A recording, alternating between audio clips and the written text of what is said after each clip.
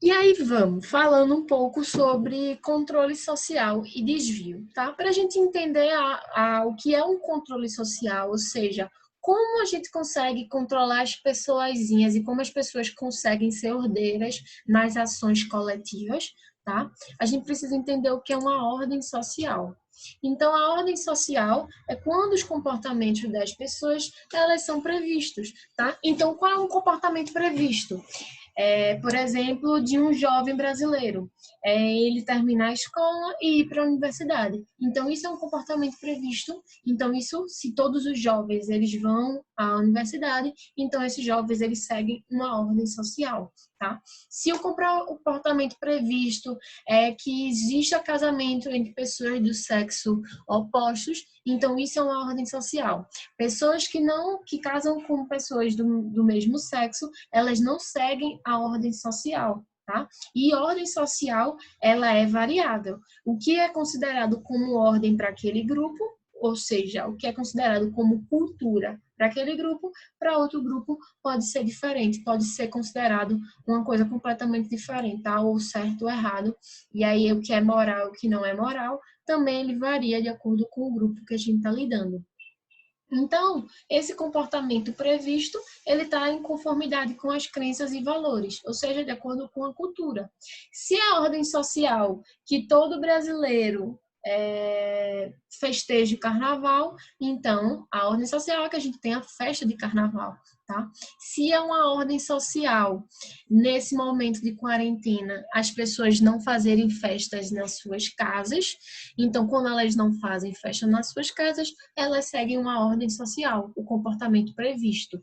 E quando elas fazem a festa nas suas casas, elas não estão seguindo a ordem, elas estão, para a sociologia, sendo desviantes sociais. Elas estão indo contra o que é considerado normal. E aí, esse normal, a gente abre várias aspas aí, tá? Que pode ser uma coisa considerada normal para você, mas outra coisa pode não ser considerada normal para o outro indivíduo, tá? Porque vocês pertencem a grupos sociais diferentes. E aí, a ordem social para a sociologia ela é diferente do autoritarismo. Quando a gente vê a palavra ordem, a gente pensa que é alguém mandando na gente. Mas, para a sociologia, são ações padronizadas e previsíveis.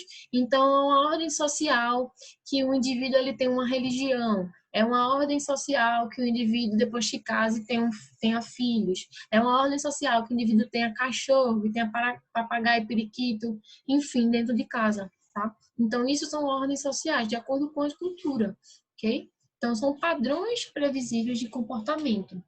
E aí, se está todo mundo seguindo um padrão de comportamento, então está todo mundo indo para o mesmo caminho. E aí a gente vê aquela questão: se a gente tem ordem, a gente gera progresso. Sim, porque se a gente, todo mundo segue por um caminho, aquele grupo ele progride, tá? Na ausência de uma liderança, o grupo ele não é forte porque as pessoas se dispersam, cada um vai fazendo da forma como bem quer, as ações da forma como bem quer e não tem direcionamento. Então a ordem sim está relacionada a progresso. Mas aí a gente viu, nem todo progresso ele vem de uma ordem. Geralmente os progressos eles também podem vir através da desordem social, através dos desvios sociais, que são mudanças sociais, tá? Então toda mudança social ela vem de acordo com a recusa de determinadas pessoas ou determinados grupos a submeter uma ordem social. Então, exemplo, existe o apartheid, certo? Nos Estados Unidos e em alguns países da África. E aí, esse apartheid eram pessoas brancas tinham determinadas atividades ou faziam determinadas coisas e pessoas negras faziam outras coisas, tá? Não conviviam no mesmo espaço coletivo. E aí, simplesmente, isso era tratado através de uma lei que era chamada do apartheid. E aí, separava as pessoas de acordo com a cor de pele. E aí, esses grupos, principalmente os negros, entraram num processo de movimento social para gerar mudança e recusar essa ordem social, porque a ordem social, o que era considerado normal era brancos faziam tal coisa e negros faziam tal coisa. E isso separava de acordo com o tom de pele. E aí o negro disse, não, isso está errado, não tem que ter discriminação, ou a gente não tem que ter menos direitos do que um branco, só por conta da cor da pele. E aí, através desse processo de recusa da ordem social, que as coisas elas evoluem. Então, outros exemplos, a questão da droga mesmo, a questão da maconha. Então, uma sociedade, quando ela liberou a comercialização das drogas, isso é um processo de mudança social. Por quê? Porque o coletivo, ou seja, a população, ela entendeu que a comercialização era muito melhor em termos de economia e de segurança social e de saúde pública do que deixar uma droga de forma ilegal, ou uma droga que não tem padrão de qualidade e tudo mais, de comercialização, solta, certo? Dentro da sociedade. Então, foi uma decisão coletiva que se transformou em lei. Então, ou simplesmente uma lei foi derrubada. Então, exemplos daqui do Brasil. A questão do aborto. O aborto foi também pauta no Supremo Tribunal Federal, certo? Semana passada, se não me engano. Mas aí algumas pessoas... E aí continuou valendo a lei, certo? Do aborto. O aborto ele é proibido no Brasil. E aí você te perguntar, mas por que ele é proibido ainda? Porque, infelizmente, ou felizmente, enfim, dependendo das suas crenças ou não, a maioria dos brasileiros entende que o aborto é uma prática ilegal, porque você está tirando direito à vida daquela criança, certo? Então, esse entendimento, ele permanece na nossa sociedade. E por isso que a gente não tem uma mudança em relação a isso, por isso que a gente não tem uma mudança em relação às drogas, tá? Porque o coletivo, ele não modificou ainda a ideia. Ou ele ainda está em processo maturo ou embrionário dessa mudança social, certo? Então, nem sempre o que a gente está falando de ordem, as ordens são boas. E nem sempre que a gente está falando de lei, as leis elas são boas. Elas eram aplicadas no momento anterior, não necessariamente elas são aplicadas agora. Então, existem várias leis, se vocês pesquisarem na internet, que a gente hoje considera absurdo. Como na década de 50, 60, mais ou menos, era proibido as mulheres de jogar futebol, tá? Isso era uma lei. E aí, hoje, a gente sabe que isso é, teoricamente, absurdo fazer ter uma lei como essa, porque qual é a diferença de um homem e uma mulher jogar futebol? O que é que impede uma mulher jogar futebol? Porque a gente teria que tirar o direito da mulher de uma prática, de um exercício físico, né, de um esporte, simplesmente por conta de gênero. Então, a lei ela foi aplicada, mas ela foi derrubada, ela foi revogada. Então, não é porque está na lei que necessariamente é uma verdade, uma máxima absoluta. Ela pode ter caducado, como eles chamam, e não funciona mais para a nossa sociedade, tá? Um debate sobre aborto seria interessante, mas entendo que não temos, porque não temos. Exatamente. E a gente vai falar não sobre aborto, mas vai falar sobre a desigualdade social. E aí preparar uma dinâmicazinha bem interessante para vocês. Mas aborto é muito complicado devido à imaturidade do grupo, porque o grupo ele não consegue ser maduro o suficiente nas argumentações. Então, eu não consigo ter uma liderança tão aberta para escutar a todos se cada um começa a ofender e cada um só olha pela perspectiva, né? Então, isso não é um debate, isso é uma guerra que vocês fazem dentro da sala de aula. Na internet não, porque vocês estão mais afastados, mas de vez em quando joga aí umas coisinhas, certo? E aí, falando de controle, então o controle é para se manter a ordem. Se a gente não tem controle, se a gente não tem mecanismos que controlem esse gado, entre aspas, aí sendo bem preconceituosa, se não controla esse povo, certo? A ordem não é mantida. E aí, de forma geral, existem 3 processos que garantem esse controle social, ou seja, garantem essa ordem, que é o processo de socialização, a pressão que o grupo exerce para você fazer aquilo e o controle pela força, que é através do controle das leis ou normas, tá? Então, falando um pouco mais sobre socialização, ela é a primeira ou a principal forma de controle. Ela também é a primeira. Por quê? É no seio familiar, então é junto com nossa família, é junto com nossos amigos, tá? Que a gente vai aprendendo os hábitos, que a gente vai aprendendo sobre os comportamentos. Então, é na família que a gente já começa a ser controlado. Então, é quando o pai diz que você não pode agredir um colega, quando você não pode agredir um animal, certo? Que você deve estudar, que você deve, sei lá, pagar os seus impostos, certo? Ser uma pessoa honesta. Então, a partir do momento que a gente vai sendo educado, a gente está sendo socializado e aí a gente vai tendo uma ordem social. E aí, quando falha-se nessa socialização, ou seja, quando os ensinamentos eles não são muito moral, ou seja, quando você tá, a pessoa ela é inserida numa família que é desestruturada, ou uma família que as pessoas elas são criminosas, que realmente estão envolvidas no crime, essa criança ela também vai ser, teoricamente, socializada dessa forma. Então, para ela, o normal seria cometer o crime, tá? Mas para nossa sociedade, aquilo ali não é normal. Ele ali está fugindo à ordem social. Então, a socialização, como a gente já vem falando, tudo que tem de bom dentro da sociedade vem da socialização, mas tudo que vem de ruim dela também vem através da socialização, tá?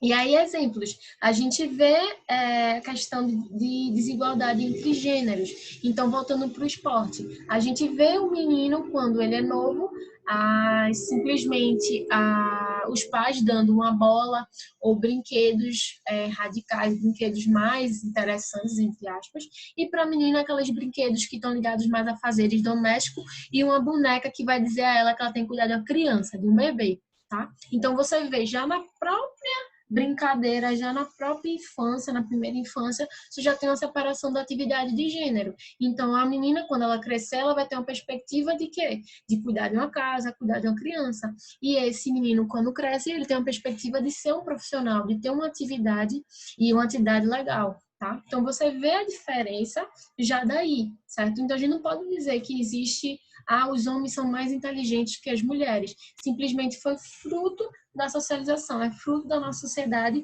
ter essa separação. Então, a gente pega os campeões ou os prêmios Nobel, tá? Independente da qual área que a gente está falando. A maioria esmagadora deles serão homens, porque os homens eles são mais incentivados ao estudo do que as mulheres. E aí a gente vê essa separação de gênero, e não por capacitação psicológica, por capacitação mental, cognitiva, certo? Então, a gente tem esse processo de socialização aí, que ele é o que é mais forte, tá? Então, quando você é ensinado a fazer esse processo, você vai seguir a ordem social, tá? Então, é lá mesmo na casa que a gente já aprende essas coisas.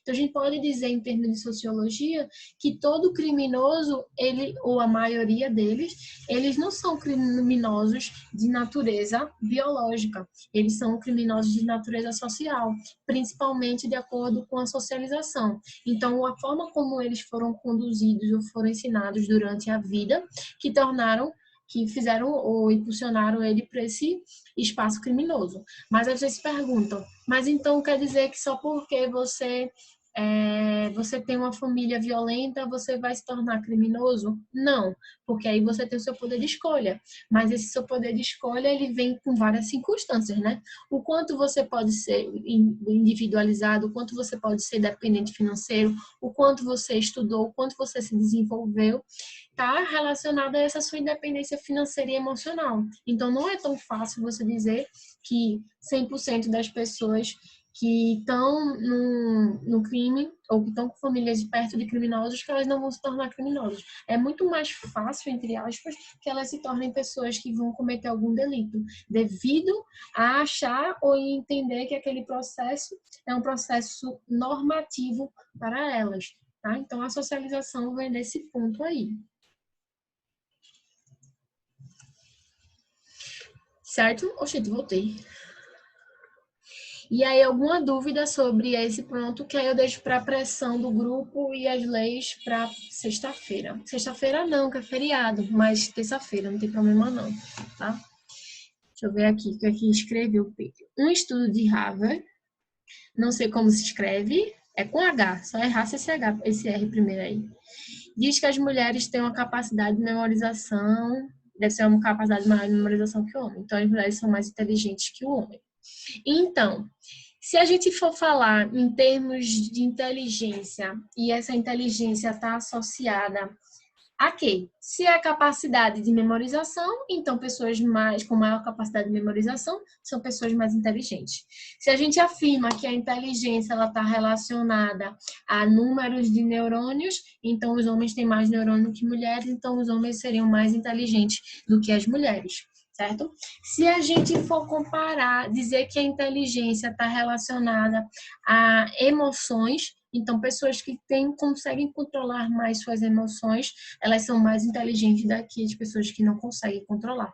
Então tudo depende do parâmetro que a gente está lidando de inteligência, tá, Pedro? A gente não pode afirmar que, então a inteligência é a memorização, a inteligência é neurônio. Não, é um conjunto. E de forma, na visão da biologia, o que acontece? Tem estudos, se vocês forem ler sobre isso, mas tem, principalmente na Alemanha nazista, na Segunda Guerra Mundial, onde os médicos, eles queriam, de alguma forma, afirmar que os negros eram pessoas inferiores ao branco devido à inteligência. E aí eles imaginavam que a inteligência poderia ser medida através do tamanho da cabeça, através do tamanho do cérebro. Então, pessoas que tinham, a hipótese dos médicos ou daqueles pesquisadores da época é que os brancos tinham a circunferência do cérebro maior do que os negros. E aí eles começaram a fazer experimentos, tá? E pegar o cérebro de pessoas negras e pessoas brancas e comparar, fazer medição, certo? E aí nessas medições eles verificaram de forma geral que não existia diferença nenhuma de circunferência entre os cérebros. Mas os médicos, os pesquisadores, eles pegaram esses dados, manipularam esses dados e publicaram dizendo que sim, que existia diferença e que a circunferência do cérebro de uma pessoa negra era menor do que uma pessoa branca. E por isso poderia justificar a raça ariana, por isso poderia justificar a eugenia. Então, tudo que a gente tem, se a gente está falando de experimentos, se a gente está falando, a gente tem que entender que ponto ele avaliou, o que é que ele está dizendo ali, tá? Então, você vê, como a gente falou, não para vocês, não. Não sei se tu fosse meu aluno da turma B, acho que não. Quando a gente estava falando lá de metodologia científica, a metodologia científica, ele foca num ponto.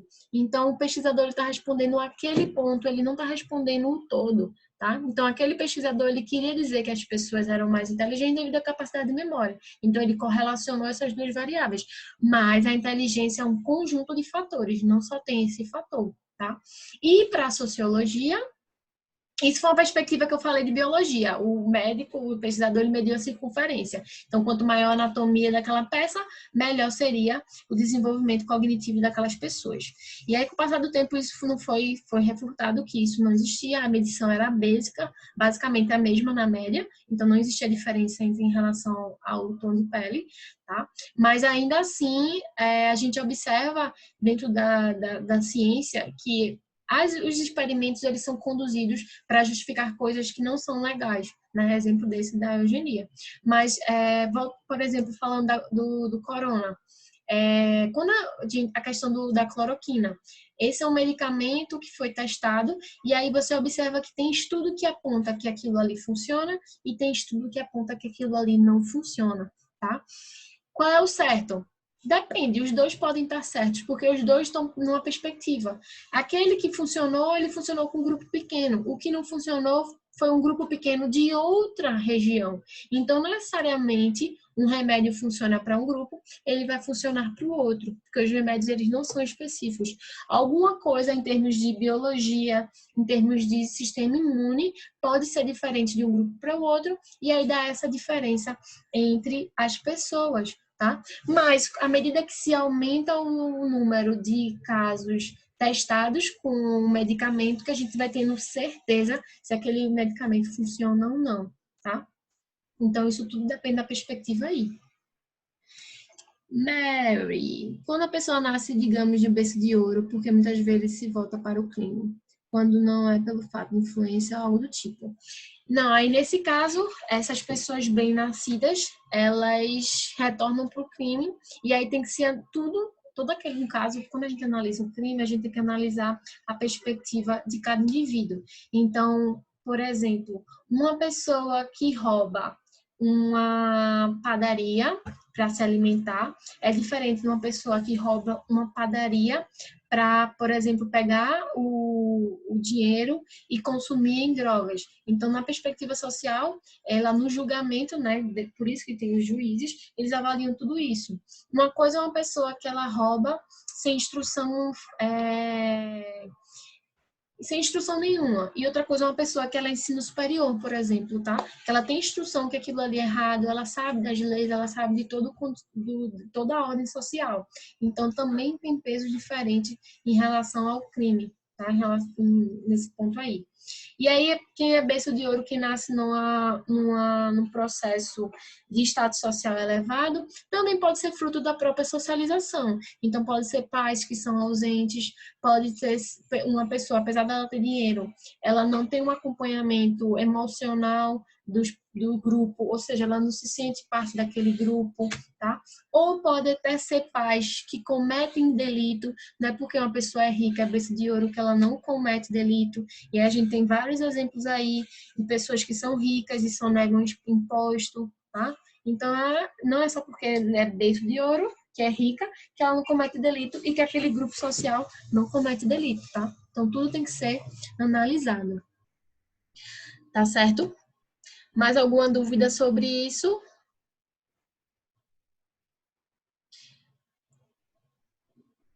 Não entende isso? Como assim tu não entende? Tipo, tu não concorda que isso acontece na sociedade? Ou tu não concorda uma pessoa bem nascida se tornar criminosa? Foi justamente isso, Mari. A questão que Bruna tinha dito que achava que era pelo fato de ambição. Aí eu falei para ela que eu não consigo entender isso, porque normalmente, assim, uma pessoa que tem tudo, ela, sei lá, se volta para um caminho tão errado, sabe? Uhum. Mas então, aí eu, mais uma vez, volto à perspectiva. O que é tudo? Tudo é o dinheiro? Ah, então essa pessoa tem tudo. Mas o tudo em sociedade é só o dinheiro ou as relações sociais? É a sua interação com esses indivíduos. Então, provavelmente, essas pessoas elas não têm essa relação humana entre elas. Elas só têm o financeiro. Então, para ela não é tudo. Ela não tem tudo, tá faltando alguma coisa. Para a gente que é pobre, o dinheiro faz muita falta, certo? Mas se a gente tem uma família estruturada, se a gente tem uma boa relação entre os pares da gente, então a gente vive bem, tá? Mesmo na falta de dinheiro. Pessoas bem-nascidas podem também apresentar distúrbio. No caso do roubo, é uma fuga por adrenalina. Sim, todas as pessoas no mundo, elas, tipo, em termos de pessoas psicopatas e sociopatas, elas representam 2%, 2 a 3% de toda a população. Então, tem 2 ou 3% das pessoas que nascem que elas vão cometer delitos devido à falta de moral. Então, isso já é um processo mental mesmo, por disfunção de hormônios ou disfunções anatômicas, disfunções genéticas, tá? Então, aí são origens diferentes. E tem essas, quando a gente diz que essa pessoa gosta da emoção, do roubo, ela nesse ponto aí, eles têm mais adrenalina do que uma pessoa normal, mas a gente volta para o senso moral. Ela não tem a parte do cérebro que é desenvolvida a moralidade. E aí, para ela, quando essa parte do cérebro é desenvolvida, então a pessoa ela sabe que matar não é o certo, porque moralmente isso não é aceito. Mas uma pessoa que não tem essa parte do cérebro desenvolvida, ela mata sem requisito nenhum, sem problema nenhum, porque ela não sente ressentimento. Então, isso é uma questão anatômica, fisiológica e genética, tá? Desses indivíduos aí. Mas aí são exceções. E aí, se 2 a 3% não é a maioria, a gente está falando da maioria. Então, a maioria, teoricamente, das pessoas, elas sofrem processo, elas estão relacionadas a crime devido ao contexto social que elas vivem, tá? A maioria, obviamente, cada pessoa, cada caso é um caso, a gente não pode generalizar. Não pode dizer que todo criminoso, ele é criminoso porque o pai é criminoso, tá? Pode ter sido os colegas, pode ter sido simplesmente um abandono parental, enfim, N coisas que podem ter ocorrido para ele ter entrado para a vida do crime, né? Então, cada caso tem que ser analisado individualmente, a gente não pode ter essa generalização. O que a gente generaliza é que aquele indivíduo é fruto da sociedade. E aí, qual foi a sociedade que a gente tem que analisar? Entendeu? Então é